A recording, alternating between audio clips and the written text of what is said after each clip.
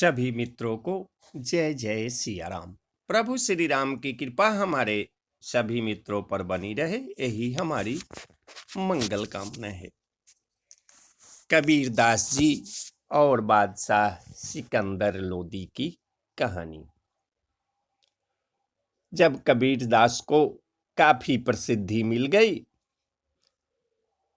तो ब्राह्मणों के मन में ईर्ष्या पैदा हो गई। उस समय भारत का तत्कालीन बादशाह सिकंदर लोदी काशी आया हुआ था।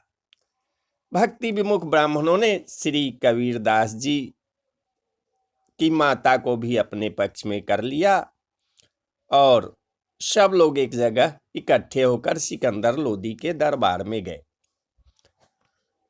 सबों ने सिकंदर लोदी से मांग की कि कबीर दास ने सारे गांव को दुखी कर रखा है, सारे गांव को भ्रम जाल में फंसा रहा है।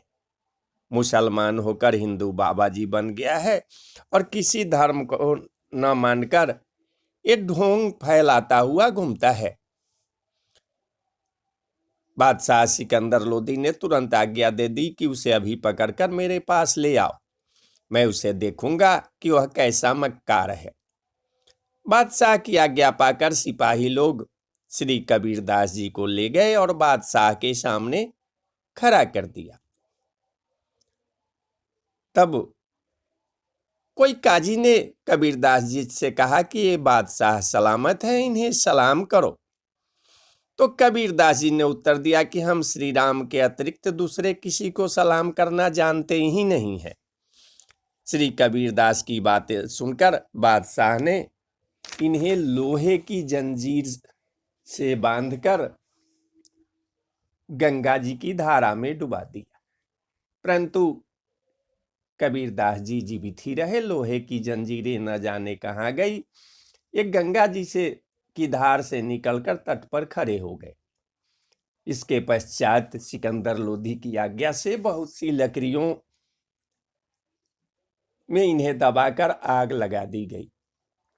उस समय एक नया करामात हुआ, नया आश्चर्य हुआ। सभी लकड़ियां जलकर भस्म हो गई और कबीर दास जी का शरीर इस प्रकार चमकने लगा जिसे देखकर तपे हुए सोने की चमक भी लज्जित हो जाए। जब सिकंदर लोदी के सारे उपाय व्यर्थ हो गए तो एक मत वाला हाथी लेकर उसे उनके ऊपर झपटाया गया, परंतु लाख कोशिश करने पर भी हाथी श्री कबीर दास जी के पास नहीं आया। बड़ी जोर से चिघार कर वह दूर भाग जाता था।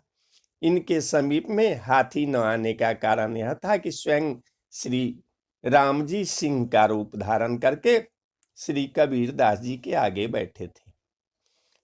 बादशाह सिकंदर लोदी ने कबीर दास का ऐसा अद्भुत प्रभाव देखा तो वह सिंहासन से कूदकर उनके चरण पर गिर पड़ा और हाथ जोड़कर प्रार्थना करने लगा कि अब आप कृपया करके ईश्वर के कोप से मुझे बचा लीजिए। कबीर दास जी ने कहा कि अब कभी भी किसी साधु संत के ऊपर ऐसा गजब न करना, उसका अपमान न करना। बादशाह ने कहा कि प्रभु, गांव देश तथा अनेक सुख सुविधाओं के सभी सामान जो जो आप चाहें वह सब मैं आपको दूंगा। तब कबीर दास जी ने कहा कि हम तो केवल श्री राम जी को चाहते हैं और उन्हीं को अष्टप्रहर भजते हैं, दूसरे किसी धन से हमें कुछ भी प्रयोजन नहीं है। इस प्रकार बादशाह से सम्मानित होकर कबीर दास जी घर आए। कबीर दास जी की विजय से विरोधी ब्राह्मण लोग बहुत लज्जित हुए। साधुओं से शाप दिलाकर इन्हें परास्त करने के विचार से उन्होंने अपने में से 4 ब्राह्मणों के सुंदर बैरागी साधु के भेष बनाए। उन चारों को चारों दिशाओं में भेज दिया।